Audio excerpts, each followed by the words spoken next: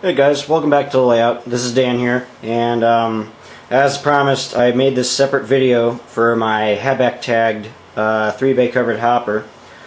As I mentioned in a previous layout update video, I mentioned that I was going to show this as a separate video just because I kind of wanted to go in a little more detail with it, being that there's a little explaining to do behind it, and a few things that I had to do to modify the car and the tag itself to work out.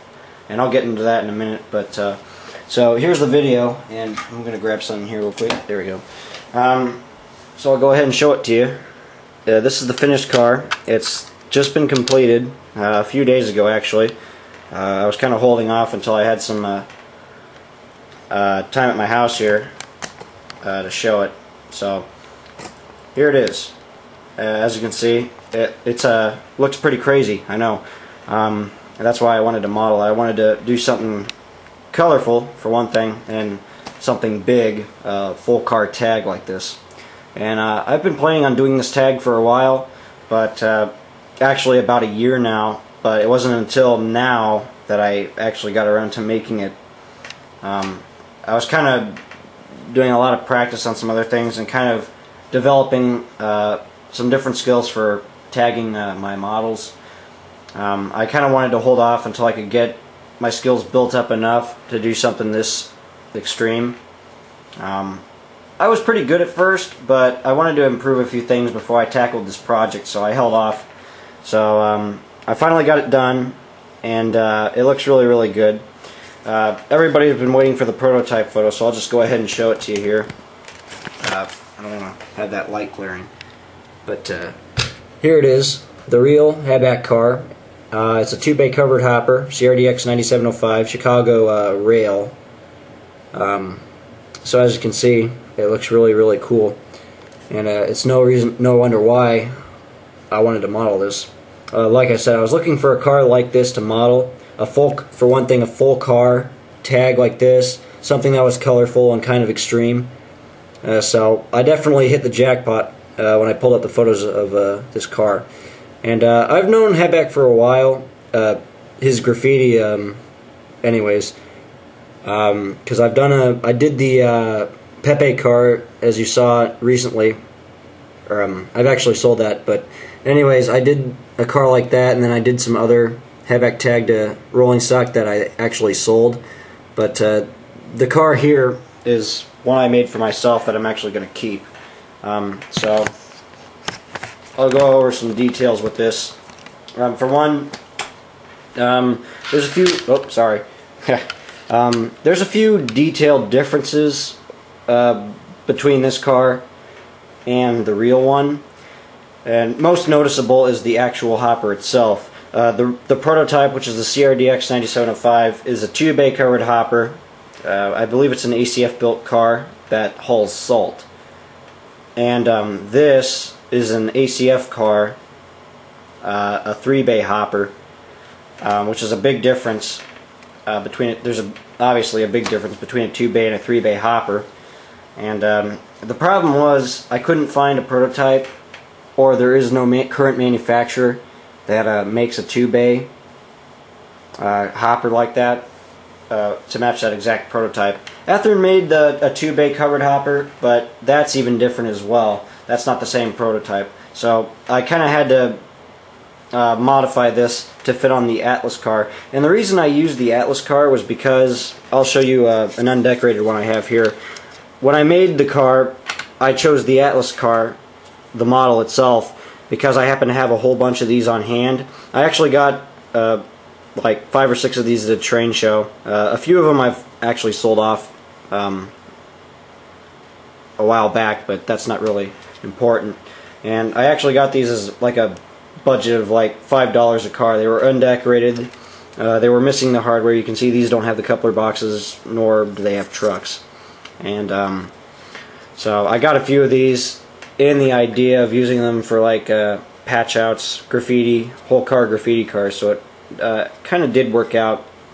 But I really didn't have to do anything modifying wise to make the tag acceptable for this car. or to fit on this car. There was one little minor thing that I had to do for this to work, and that was removing the seam on the car. As you can see on the Atlas model, if you can see it in detail, there's the seam that runs along the side of the car, and I think what that is like a drip guard from spillage down the sides of the car itself. It kind of diverts it away from the actual sides. If that's the correct idea behind that, I think that's what it is, though. It's a sill, but obviously it didn't work because these cars are dirty as hell anyways. But what I had to do to fit the tag on this car was remove that sill, because the real HBAK Hopper doesn't have a sill in the first place. But that's not the point. Is even though they're different prototypes, what would have happened was that if I would have painted this tag on there, you would have had this big seam running along the car, and it would have altered the look of the tag radically, so it wouldn't have worked very well. So I removed that. I shaved it off with a chisel blade. I sanded down the side smooth, and then I did a little, because it did get a little gouged up, I did some putty work to the sides, and that's on both sides too, but you'll see the other side in a minute. So I did the body work, and then the car was repainted, you know, being that these are undecorated. I did all the decal work. You can see the car date is there, and then the the build date and stuff. The placard there is also installed, but that was really the only modification I had to make to this car. Everything else was just a matter of actually adding the tag. So adding the tag itself, what I did was I first, with the drawings at hand, I took them into my photo editing software on my computer. I shrunk them down to exactly 1/87, that's HO scale, and I then proceeded with my scale drawings to proceed the images, or to proceed to transfer the images to the model itself. And I did that with a pencil.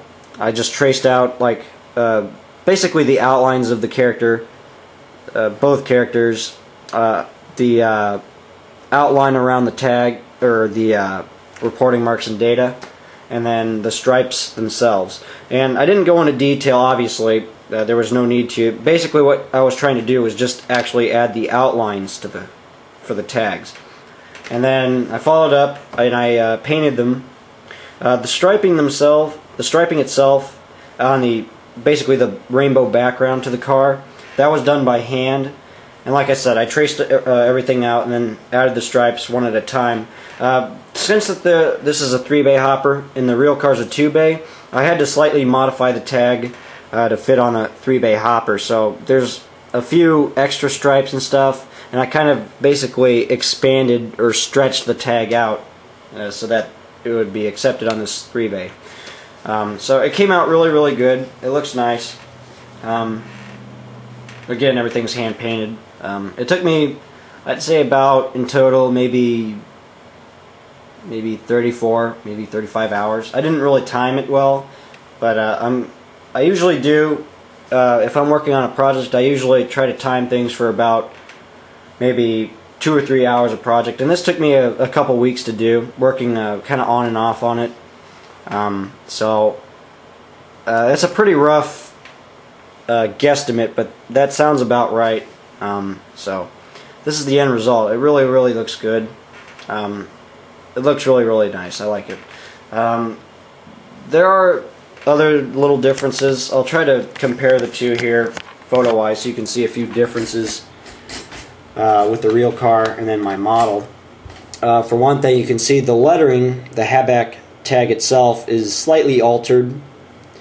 Again, obviously being that it's not the same size car. Doing that tag directly onto this model wouldn't have looked right because it would have looked smaller. So I actually made it slightly bigger. That's the reason why there's the alteration between the two. But the characters themselves, they're accurate. Though I didn't have to do anything to that to modify them. Basically they fit it right on. So that's really the only modification. And I guess what I was also trying to think of here to kind of make this acceptable, was I was thinking in terms of maybe that there was a second car that he might have done with the same tag, and I know there isn't, but being that this is my road, I'm kind of just making my own story, obviously being that it's not on the same car, and I'm kind of getting some ideas from, say, for example, Giraffa or ICH Ichabod, being that they do tags on multiple things, walls and rail cars, and between, you know, there's multiple tags of the same, basically the same image, but it's repeated over and over again since they don't do just one, and there's slight alterations between them. I'll use the Giraffa car for example. If you remember this car I did a while back, I basically, for example, like I said, there's two of these tags. There's the one that was painted on a wall side along a beach, I think it was a beach. Anyways, he did one of these, and then there was another one that was on a hopper, which I saw a long time ago. I've never been able to find the photographic or photographs of the real car with this tag, because I think it was either repainted or scrapped. But I basically, with the same idea of a copied tag, that there might have been another one of these that he painted this image on, if that makes sense. That's what I was kind of going for with this. So that would also kind of be a reasonable explanation of why the tag is slightly altered. So again, it came out really good. I like it. I'll move on to the other side here real quick. Actually, I did add the airlines to this car. I'll probably add the coupler bars too, and then I added the KDs as well. And then it's got the metal wheels. And then these are Atlas trucks also, by the way, since I had to add my own hardware. I got the spare parts for it and did all that work to it. And then the car's slightly weathered, but not too heavily. You can see there's a little bit of rust, some rust streaks. I just did all that by hand. And then you got the salt spill over the side, as you can see. That's a nice effect I like to add. I like to add my load spill to my hoppers. And then I got the salt buildup around the hatches here, and that's just done with baking soda. Again, I like to go for those textured load spill, where it's actually like a realistic spill on the side and then it's dripping down. I like to model those effects, and baking soda is a great material to do, particularly salt or sand spill, or even clay sometimes. I did that once too. But on this side I did add some tags as well, and these are off some other photos of real cars. I added those, and I did the car data again and added the safety stripes. So this side looks really, really good too. And you can see the data is also different as well. This is AOK 2143, and again the real car is CRDX 9705, and I didn't copy any of that, the real prototype car data, again because this isn't the same car. So you can see why I did that. So that's pretty much it. That's it. You know, the car looks really, really nice. I like it. I don't think I'm going to sell it, but I have had a few guys ask me if I was going to sell it. But for now, I don't think so. I'm going to probably just hold on to this for a couple years. So it looks really, really good. So I hope you guys enjoyed this video. I'll definitely be doing some more tags like this later on. So I'll definitely have some more videos up with that kind of stuff, and hopefully even some how-to videos on how to do graffiti like this later on. So I hope you guys enjoyed this video. Stay tuned for more. Take care.